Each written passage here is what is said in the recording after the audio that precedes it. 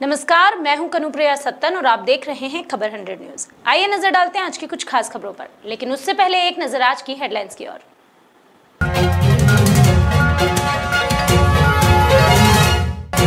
Remdesivir injection की चौथी खेप पहुंचे इंदौर को मिले 69 रेमडेसिविर के बॉक्स। कटनी में तेजी से फैल रहा कोरोना, बेवजह घूमने वालों पर हुई कार्रवाई, लॉकडाउन का पालन करने की दी समझाइश। वायुसेना का सराहनीय कार्य, हवाई जहाज से पहुंचाया ऑक्सीजन टैंकर, मरीजों को मिलेगी राहत भरी सांस। और इंदौर प्रशासन और निगम की संयुक्त कार्यवाही, कोरोना कर्फ्यू का करवाया पालन। गृह मंत्री मध्य प्रदेश के गृह मंत्री नरोत्तम मिश्रा ने दतिया जिला अस्पताल में पीपीई किट पहनकर कोविड वार्ड का निरीक्षण किया। इस दौरान उन्होंने भर्ती मरीजों से अस्पताल की व्यवस्थाओं के संबंध में फीडबैक लिया और उनका हाल जाना। वहीं यह भी कहा कि किसी भी प्रकार की कोई समस्या हो तो उन्हें अवगत कराएं। इस मौके पर डॉक्टर मिश्रा ने सीएमएचओ और अन्य अधिकारियों को निर्देशित किया कि मरीजों के उपचार में किसी प्रकार की कोताही न बरती जाए, बेहतर से बेहतर उपचार उपलब्ध कराया जाए।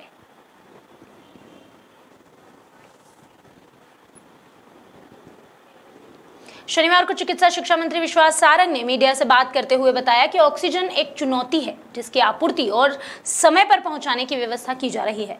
विश्वास सारंग की अगर माने तो कहीं पर भी ऑक्सीजन की कमी नहीं है, लेकिन व्यवस्था को चुस्त दुरुस्त किया जा रहा है। इस मौके पर उन्होंने बताया कि कोरोना की इस खतरनाक लहर को देखते हुए रेलवे के कोच में अस्थायी अस्पताल बनाया गया है, जिसमें कम लक्षण वाले मरीजों को रखा जाएगा। सारंग ने कहा कि पॉजिटिविटी रेट धीरे धीरे घटने लगा है, ठीक होने वाले मरीजों की संख्या बढ़ने लगी है, लेकिन फिर भी संक्रमण तो फैल ही रहा है और उससे बचने की आवश्यकता भी है। इस दौरान विश्वास सारंग ने जोबट से कांग्रेस विधायक कलावती भूरिया के निधन पर श्रद्धांजलि भी अर्पित की। देखिए, जिस प्रकार से लगातार संक्रमण फैल रहा है, निश्चित रूप से बिस्तर लोगों को उपलब्ध हो सकें उसकी भी व्यवस्था की गई है। रेलवे के कोचेज़ में भी अस्थायी अस्पताल बनाए हैं जिसमें कि लोगों को जो कम लक्षण के रोगी हैं उनको रखा जा सके। बड़ी दुख की बात है कि आज कांग्रेस की हमारी विधायक साथी का निधन हो गया। भगवान उनकी आत्मा को शांति दे, यही प्रार्थना। सर, पॉजिटिविटी रेट भी बहुत तेजी से ठीक हो रहा है। पॉजिटिविटी रेट भी काफ़ी तेजी से। हाँ, ये एक सुखद पक्ष है कि लगातार पॉजिटिविटी रेट जो है वो कम हो रहा है। जो ठीक होने वाले पेशेंट हैं उनकी भी संख्या बढ़ रही है, पर उसके बाद भी संक्रमण बहुत तेज़ी से फैल रहा है। हम सबको सुरक्षित रहते हुए संक्रमण से अपने को और अपने परिवार को बचाना चाहिए। है हर व्यक्ति कोरोना से अपनी जान बचाने को लेकर चिंतित है। इन सभी के बीच देखने में आया है कि विधायक संजय शुक्ला जरूरतमंदों की मदद के लिए आगे आए हैं और हर संभव मदद भी कर रहे हैं। इसी के साथ शहर के अस्पतालों का भी लगातार दौरा कर रहे हैं और वहां की स्वास्थ्य व्यवस्थाओं का जायजा भी ले रहे हैं।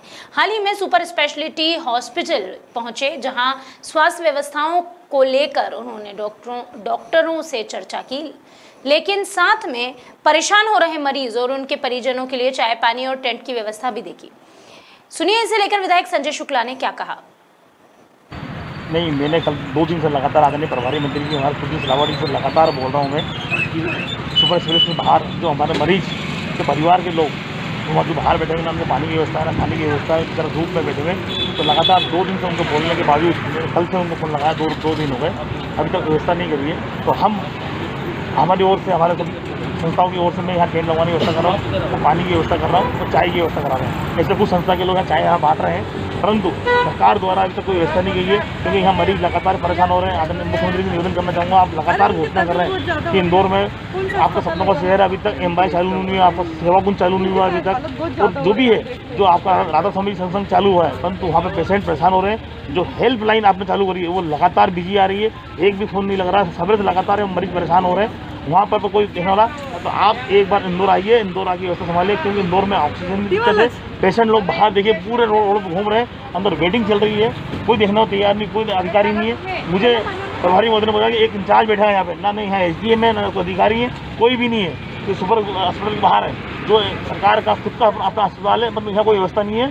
मैं आदरणीय मुख्यमंत्री निवेदन करना चाहता हूँ, जल्दी से जल्दी आप यहाँ व्यवस्था कराएं। और लगातार यहाँ एक भी अफसर नहीं है, जवाबदार अफसर नहीं है, सिर्फ डॉक्टर के अलावा कोई नहीं बचा है यहाँ पे। वैश्विक महामारी कोविड-19 का प्रकोप भारत में एक बार फिर से बढ़ता जा रहा है। इसे देखते हुए उज्जैन कलेक्टर आशीष सिंह ने जिले में ग्राम पंचायत स्तर पर क्वारंटाइन सेंटर बनवाए हैं। हाल ही में नरवर ग्राम पंचायत के सामुदायिक भवन में 10 बेड का सर्व सुविधा युक्त क्वारंटाइन सेंटर बनाया गया। बता दें, यहाँ पर बाहरी राज्यों और अन्य क्षेत्रों से आने वाले संक्रमित मरीजों को 7 दिन के लिए क्वारंटाइन किया जाएगा। इस दौरान सभी जिम्मेदार अधिकारी अपनी नजर बनाए रखेंगे, जिससे लोगों को किसी भी तरह की कोई परेशानी ना हो।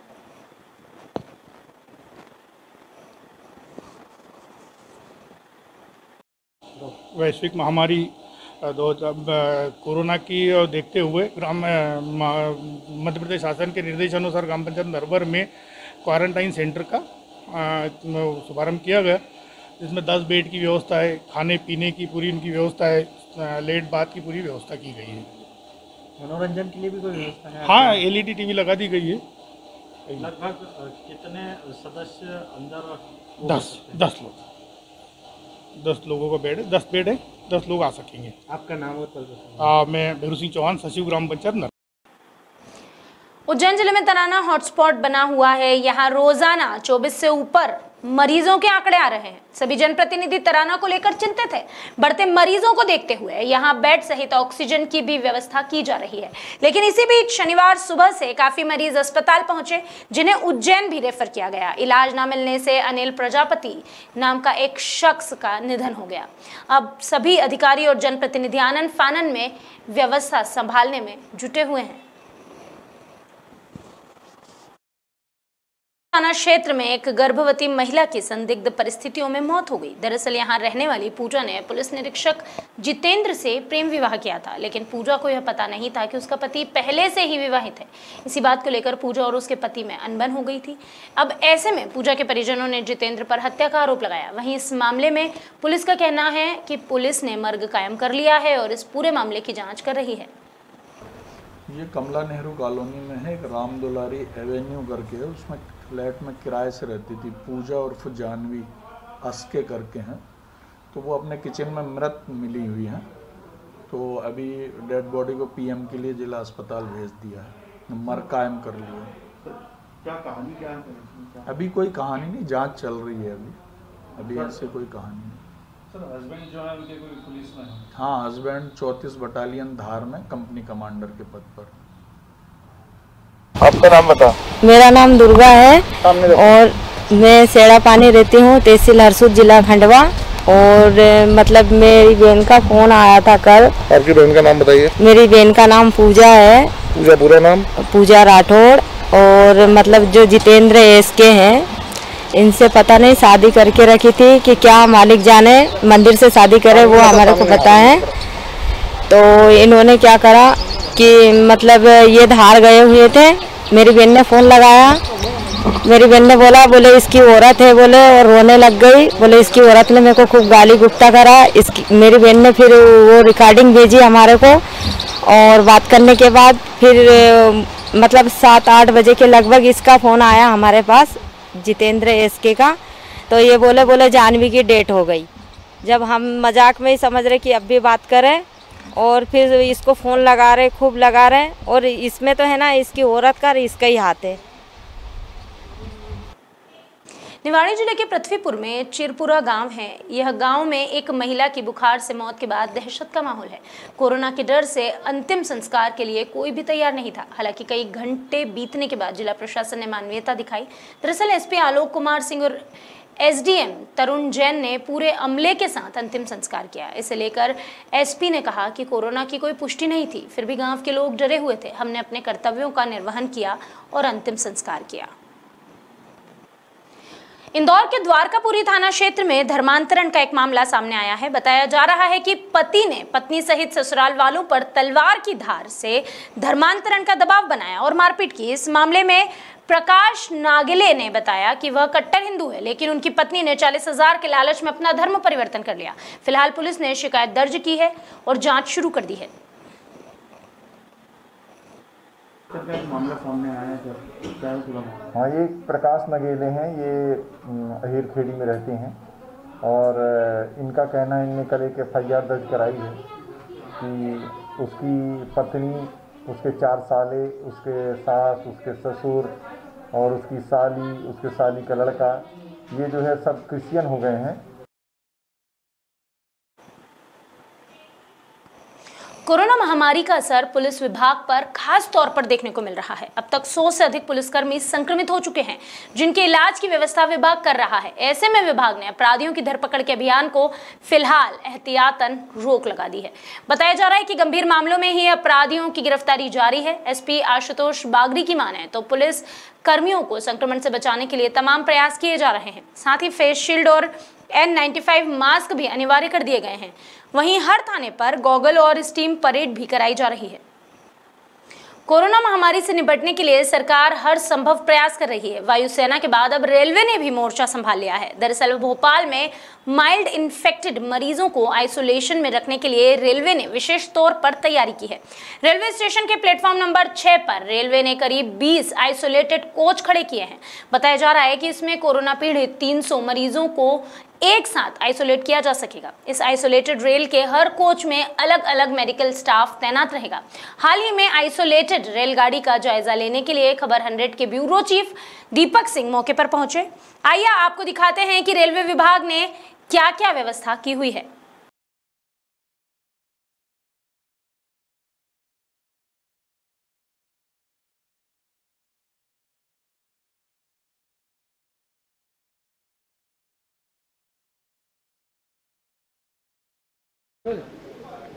कोविड संक्रमण बढ़ने के बाद जिस तरह मरीजों की संख्या में लगातार इजाफा हो रहा है, बेड की कमी पड़ रही है, उसको देखते हुए आप देख सकते हैं हम इस वक्त खड़े हैं प्लेटफॉर्म नंबर 6 पे।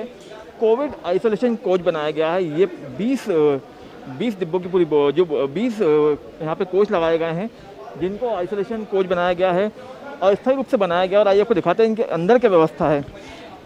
यहाँ आप देख सकते हैं, यहाँ पे मरीजों के रुकने की व्यवस्था है और साथ में पूरा पैरामेडिकल स्टाफ और मेडिकल सुविधा उन्हें दी जाएगी। जी सर, जानना चाहेंगे आपसे कि किस तरह से यहाँ मरीजों को रखा जाएगा, किस तरह उन्हें सुविधा दी जाएगी? यहाँ पे मरीजों के लिए इमरजेंसी मेडिकल की सुविधा रहेगी। जो भी उनको दवाइयाँ और भोजन पानी की सुविधा वो यहीं से रहेगी। कितना स्टाफ रहेगा मेडिकल स्टाफ आप लोगों का यहाँ पे? एक शिफ्ट में एक नर्सिंग स्टाफ अवेलेबल रहेगा, एक वार्ड बॉय अवेलेबल रहेगा, डॉक्टर भी अवेलेबल रहेंगे। इसके अलावा ऑक्सीजन सिलेंडर भी रखे हुए हैं, तो क्या वो सुविधा भी मिलेगी? हाँ, इमरजेंसी के अंदर ऑक्सीजन की अगर जरूरत पड़ती है तो वो सुविधा भी हमारे पास मौजूद रहेगी। लगभग कितने लोग रुक सकते हैं यहाँ पे, क्या क्षमता है? एक कोच में 16 पेशेंट रखे जाएंगे। इस हिसाब से 300 बेड की व्यवस्था की गई है। तो यहाँ पे माइल्ड सिम्टम में उनको रखा जाएगा या माइल्ड सिम्टम वालों को? तो जैसा कि उन्होंने बताया कि ये जो कोच बनाया गया है, इस वक्त यहाँ पे माइल्ड सिम्टोमेटिक जो पेशेंट रहेंगे उनका रखा जाएगा। और आप देख सकते हैं यहाँ पे मरीजों को रुकने की व्यवस्था की गई बेहतर तरीके से, ताकि जो बेड की कमी पड़ रही है, जो संक्रमण के चलते पेशेंट बढ़ते जा रहे हैं लगातार, उससे बचा जा सके यहाँ पे। और यहाँ देख सकते हैं सफाई का पूरा ध्यान रखा गया है। यहाँ पे जो स्टाफ रहेगा वो 24 घंटे उनकी सुविधा के लिए यहाँ पे मौजूद रहेगा, ताकि बाहर अभी जो परिजन भटक रहे हैं, मरीजों को बेड नहीं मिल रहे हैं, अस्पतालों में उनकी तंगी चल रही है, उससे निपटा जा सके। और आपको दिखा देंगे चाहेंगे यहाँ पे कि गर्मी के चलते यहाँ पे कूलर भी लगाए गए हैं। तस्वीरों में आप साफ तरह से देख सकते हैं कि यहाँ पे काफ़ी सारे कूलर आप देख सकते हैं जो लगाए गए हैं, क्योंकि गर्मी का मौसम है, गर्मी तप रही है इस समय, तो मरीजों की सुविधा के लिए ध्यान रखा गया है। और साथ ही कोच के ऊपर यहाँ पे बोरे रखे गए हैं, ताकि जो गर्मी है उससे बचाव हो सके, क्योंकि ये भी एक बड़ी समस्या है। इस समय गर्मी का मौसम चल रहा है, मौसम पूरी तरह तप रहा है, तो इससे मरीजों को दिक्कत ना हो। क्योंकि जो कोच हैं, ये जो रेल के कोच हैं, ये लोहे के डिब्बे के बने हुए हैं और लोहा इस समय बहुत ही तपता है, इसलिए इससे बचने के लिए यहाँ पे कूलर लगाए गए हैं, जगह जगह ऊपर बोरे लगाए गए हैं। साथ ही लोगों की सुविधा के लिए यहाँ पे कंट्रोल रूम बनाया गया है, जिससे पूरी जानकारी दी जा सके। और ये एक बहुत अच्छी पहल है। कल आपने देखा कि जो वायुसेना है वो भी कोविड के युद्ध में उतरी, उन्होंने अपना योगदान दिया। और इसके बाद अभी रेलवे की पहल है, जो काफ़ी अच्छी पहल है, से लोगों को काफ़ी मदद मिलेगी। कैमरा लिखी के साथ दीपक सिंह, खबर 100। कुशीनगर के नेबुआ नौरंगिया थाना क्षेत्र से यौन शोषण का एक मामला सामने आया। पीड़िता की माने तो एक युवक 2 महीने से शादी का झांसा देकर महिला के साथ यौन शोषण कर रहा था। अब पुलिस ने पीड़िता की शिकायत पर आरोपी के खिलाफ दुष्कर्म सहित विभिन्न धाराओं में मुकदमा दर्ज किया। जनपद कुशीनगर के नेबुआ नौरंगिया थाना क्षेत्रांतर्गत एक गाँव में एक नाबालिग लड़की के द्वारा यह आरोप लगाया गया है कि उसी के गाँव के रहने वाले एक युवक के द्वारा शादी का झांसा देकर के 3 महीने से उसके साथ यौन शोषण किया जा रहा था। इन आरोपों के संबंध में पीड़िता के द्वारा दी गई तहरीर के आधार पर थाना नेबुआ नवरंगिया में संबंधित धाराओं में अभियोग पंजीकृत किया जा चुका है। पीड़िता को चिकित्सीय परीक्षण हेतु डिस्ट्रिक्ट हॉस्पिटल भेजा जा रहा है एवं अन्य आवश्यक विधिक कार्रवाई की जा रही है। अभी के लिए बस इतना ही, लेकिन खबरों का सिलसिला लगातार रहेगा जारी। जुड़े रहिए खबर 100 न्यूज के साथ, जनता की बुलंद आवाज।